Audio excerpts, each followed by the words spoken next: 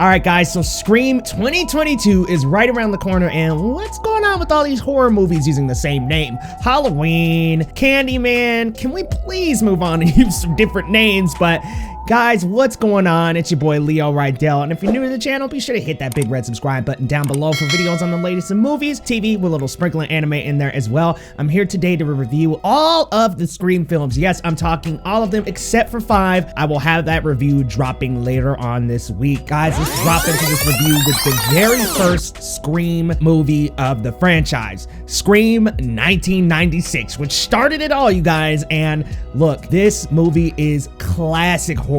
What is so good about this movie, or one of the things that is so good about this movie, is the opening sequence, you all. The opening sequence is absolutely phenomenal. You've got Drew Barrymore, who seriously switches from flirty, shy, funny and fun and cutesy to this very scared, creeped out, I mean, just a complete flip of the switch in order to portray this young girl who is haunted by Ghostface, and unfortunately hunted by Ghostface as well. But what is so good about this opening scene is there's barely any cuts. The camera work is great. It follows Drew Barrymore around, and we just follow her through this night, and we wonder what's gonna happen. These trivial questions about horror movies, all these references and this meta humor. It's incredibly played out over the phone call until Ghostface makes his move and her parents show up and find her hanging from a tree, guts out. Man, what an opening to a horror movie. I found myself incredibly frightened watching that movie one more time, going into it knowing that, oh my gosh, the intro to this movie is Drew Barrymore swinging from a tree,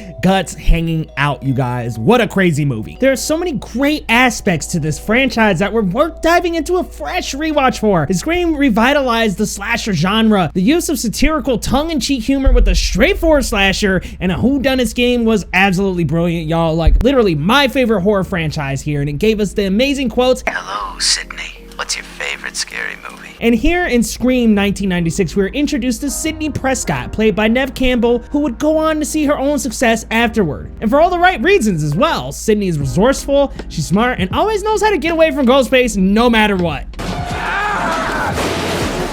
And what I love the most about this is he throws in all of these red herrings that make you think twice about the killers being Billy Loomis and Stu Macher. And the answer is right in front of you the whole time. We even see Sidney not defend Billy as a potential suspect. The kills in this movie, however, aren't something to laugh about. They're creative, like the opening montage of the film that I spoke about. Sidney's friend Tatum doesn't make it out of the movie, as we know, but that garage door kill is something so creative and crazy. Even going back and watching that just felt like I was diving into something fresh. I was terrified as a child seeing that, and honestly, even as an adult, and every time I see it, I just think of how crazy it is. This first movie is something that just constantly pushed the envelope through witty dialogue, references, and kills. I mean, hell, even Wes Craven appears in the movie as a janitor dressed up as Freddy Krueger, and the decision to make Billy Loomis and Stu Macher both Ghostface was very well executed. While their motives to do so maybe wasn't the most fleshed out, it still helped throw off the entire whodunit mystery, because you always think it's going to be one person, and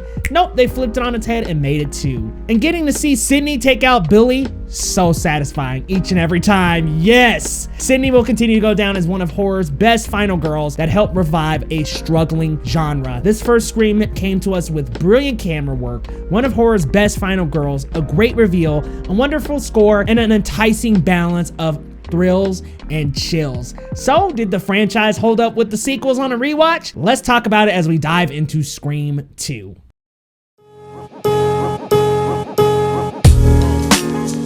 Scream 2 starts 2 years after the first movie with a movie within a movie, Stab, the beginning of the Stab franchise, which, how can a franchise get funnier than it already has? By making a movie about the movie be featured and popularized in said movie.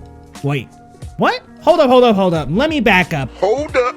Wait a minute. I do think that Scream 2 has one of the worst kills of the franchise. Jada Pinkett Smith appears as Maureen Evans, and her boyfriend, they are killed in a theater in the intro of this movie, with Maureen being killed in the actual theater while people were cheering for the killer in Stab. It was a lot going on, and I just think it was not believable and a little too goofy. But Scream 2, the entire movie after that, almost as good as the first, to be honest with you. Not only do we get great meta humor references, but also humor that references the movie as a sequel. Randy from the first film continues continuously ponders the question, what sequels are better than the first film? By definition alone, they're inferior films. He points out that most aren't, and sadly, he's right about this movie too, at least for me personally. I know Rotten Tomatoes has 2 ranked as the best in the franchise, but I still gotta say that first one is the best one. Wes Craven and Kevin Williamson return with the same great nuances of the first. Great cinematography, well-timed scares, Sidney Prescott, Gale Weathers, and Dewey. It had all the fantastic elements of the first movie, and now that we're in a college setting and Cotton, the man Sidney framed for killing her mother, is back in a greater capacity, he's seeking fame this time, trying to get Sidney to do interviews with him throughout the movie, while Gale Weathers doesn't help this process either by trying to shoehorn her into an interview again, and she also gets hit by Sidney in the face again like she did in the first movie. This is something that the franchise focuses on very well, and that's different characters in the franchise wanting some sort of superstardom, whether that be Gale Weathers wanting to be one of the most famous weather women, or Cotton wanting to go on with his own fame after what happened to him, and Jill in Scream 4, the actual killer. They all have this common pattern of wanting to seek fame. It especially makes sense for Jill, in my opinion, because there are a lot of killers whose motive in real life is seeking fame. So I really like that the franchise does a great job of this. The killer reveal in Scream 2 is great.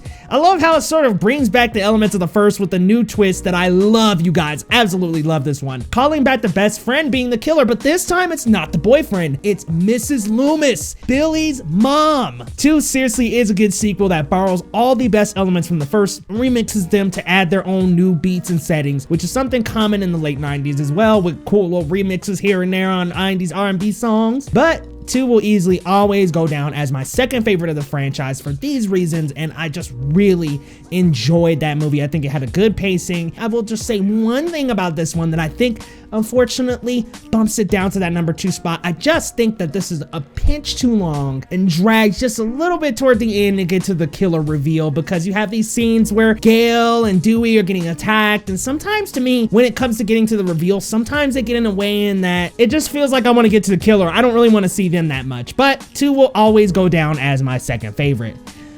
And now, let's get to the worst of the franchise, Scream 3.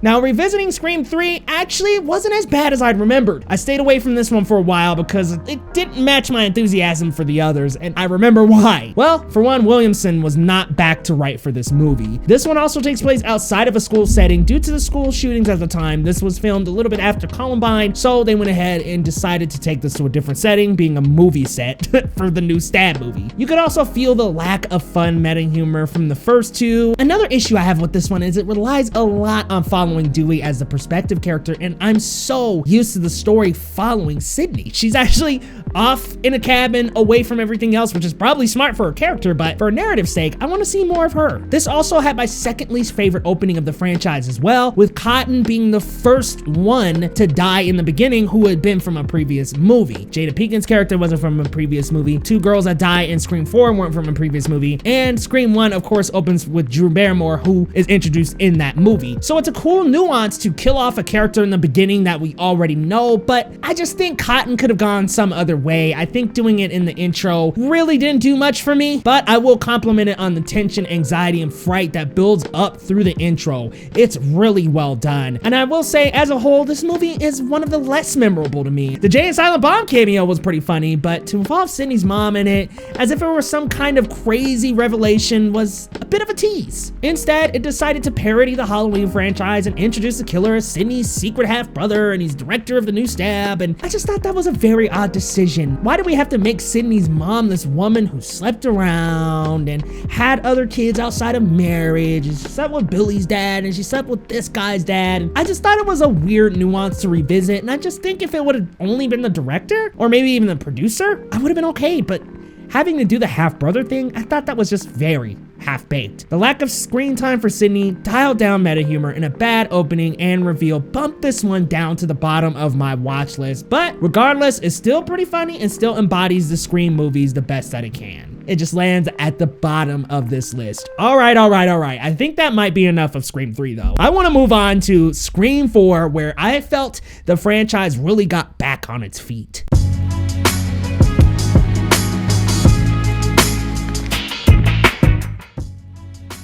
Scream 4 drops us back into familiar territory as it takes place 15 years after the killings in the first movie. And it combines the intros of the first 2 movies as well. We get 2 new faces in the intro again, and they're murdered at their home by Ghostface. And instead of going with the movie theater or characters we already knew, it's a stranger, a random girl, this time 2 of them, and Ghostface even uses the garage door again in the kill. Lots of references and really trying to return back to that Scream feel in this, and it didn't feel forced. I really liked it, but you got some funny faces in there like Anthony Anderson, Emma Roberts, Hayden Panettiere, people who were just big for the time. I mean, this came out in 2011 and all of them played a great role in this. And now the movie within a movie franchise, Stab, it's up to 8 movies, and they even make jokes about that, on how horror movie franchises get to such big numbers in their sequels that they start to feel lifeless and pointless by the time they get to 8 movies. But gotta love how much they bring this back from the previous films with this great meta humor and funny referential horror references. We even have 2 killers in this one. I think the 2 works a little bit better for this franchise because it makes it harder to guess who it is. It could be 1, could be 2, never know. But I loved Hayden Panettiere and Emma Roberts' chemistry together in this one. I thought they also really did a good job of modernizing technology, incorporating live streams and so much more. There are also phones at this time that go off in the class, and look, they really did progress with the times. This was the first Scream movie in 11 years, and honestly, it felt like it stepped right into the next decade with these. You bring back the legacy character herself, Sidney Prescott, and Emma Roberts plays her cousin Jill. And once again, the franchise returned to this theme of wanting fame, like Cotton, Gale, and other characters in this movie. Jill wants the fame. And the lighting in this film is actually really well placed as well. I really like the lighting. And again, the camera work, mwah, chef's kiss.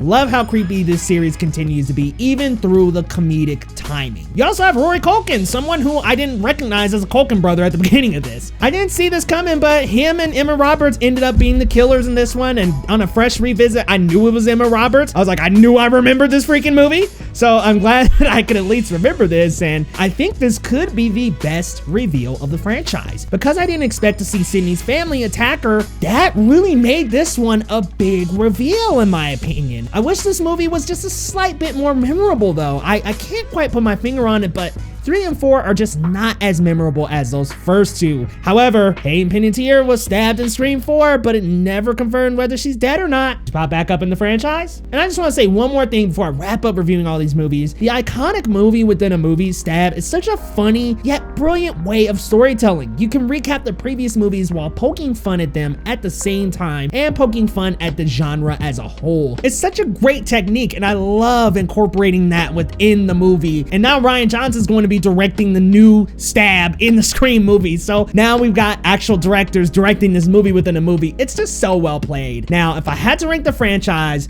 I'd have to go 1, 2, 4, then 3. And stay tuned later this week to see where I will reveal Scream 2022. Thank you so much for checking out this first rewatching and reviewing all series. The next one will be a little bit more neatly executed as I'm just getting a feel for how I want this to look and flow for now, but I'll get the formula down once I can. And if you're new to the channel, be sure to hit that subscribe button, and we will see you next time on Geekly Goods.